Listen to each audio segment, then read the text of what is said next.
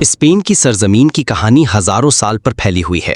اگر ہم وقت میں پیچھے جائیں تو ہمیں ایسے انسان ملتے ہیں جو غاروں میں رہتے تھے اور دیواروں پر تصویریں بناتے تھے۔ سب سے مشہور مثال التامرا غار کی تصویریں ہیں جو آج بھی دنیا کو حیران کرتی ہیں۔ یہ تصویریں ہمیں بتاتی ہیں کہ یہاں کے لوگ فن اور اظہار کا شوق بہت پہلے سے رکھتے تھے۔ وقت گزرتا گیا اور سمندر پار سے تاجر یہاں پہنچنے لگے۔ فونیقی، یونانی اور کارتھاجی لوگ ساحلی علاقوں میں بستیاں بنانے لگے، مگر اصل بڑی تبدیلی اس وقت آئی جب رومی سلطنت نے ہسپانیہ کو فتح کیا۔ رومیوں نے یہاں اپنی زبان، قانون، شاہراہیں اور عمارتیں چھوڑیں۔ یہی وہ دور تھا جب عیسائیت اس سرزمین میں پھیلنا شروع ہوئی۔ پھر وقت کا پہیہ گھوما اور رومی سلطنت زوال کا شکار ہوئی اور شمال سے جرمن نسل کے ویزیگوت یہاں آ گئے۔ یہ عیسائی حکمران تھے اور انہوں نے ٹولیڈو کو اپنا دارالحکومت بنایا، لیکن ان کا دور زیادہ دیر نہ چل سکا کیونکہ سن 711 میں ایک نئی طاقت یہاں پہنچی، مسلمان لشکر جو شمالی افریقہ سے آئے تھے۔ انہوں نے تیزی سے اسپین کا بیشتر حصہ فتح کر لیا اور اس سرزمین کو اندلس کہا جانے لگا۔ اندلس کا دور علم و فن کا سنہری زمانہ تھا۔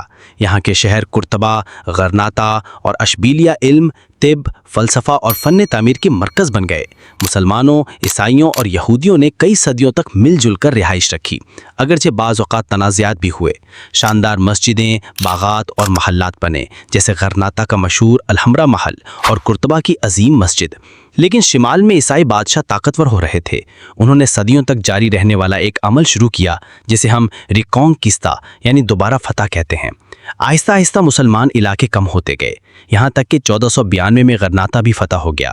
یہی وہ سال تھا جب اسپین کی دو بڑے عیسائی ریاستیں پشتالا اور اراہون فرڈینینڈ اور ایزابیلا کی شادی سے ایک ہو گئیں اور ملک متحد ہو گیا۔ 1492 میں ہی ایک اور تاریخی واقعہ پیش آیا۔ کرسٹوفر کولمبس نے اسپین کے جھنڈے تلے سمندر کا سفر کیا اور نئی دنیا یعنی امریکہ پہنچا۔ یہ سفر اسپین کے ایک عظیم سمندری سلطنت کے آغاز کا سبب بنا۔ اگلی 2 صدیوں میں اسپین نے امریکہ، ایشیا اور یورپ میں علاقے فتح کیے۔ سونا، چاندی اور دولت اسپین لائی گئی اور اس دولت سے فنون، ادب اور تعمیرات کو فروغ ملا۔ یہ اسپین کا سنہری دور تھا، مگر طاقت ہمیشہ قائم نہیں رہتی۔ جنگوں، مہنگائی اور بدانتظامی نے سلطنت کو کمزور کر دیا۔ 18ویں اور 19ویں صدی میں اندرونی جھگڑے، انقلاب اور بیرونی حملے ہوئے۔ نپولین بوناپارٹ نے اسپین پر قبضہ کیا اور اسی دوران اسپین نے اپنی زیادہ تر نو آبادیات کھو دیں، خاص طور پر لاطینی امریکہ میں۔ 20ویں صدی میں اسپین نے ایک اور بڑا بحران دیکھا، خانہ جنگی۔ 1936 سے 1939 تک نیشنلسٹ اور ریپبلکن فوجیں آمنے سامنے رہیں اور بالآخر جنرل فرینکو کی قیادت میں نیشنلسٹ جیت گئے۔ فرینکو نے 1975 تک آمریت سے حکومت کی۔ فرینکو کی موت کے بعد اسپین نے ایک نیا دور شروع کیا۔ بادشاہ جوان کارلس نے ملک کو جمہوریت کی طرف لے گئے اور ایک نیا آئین بنایا گیا۔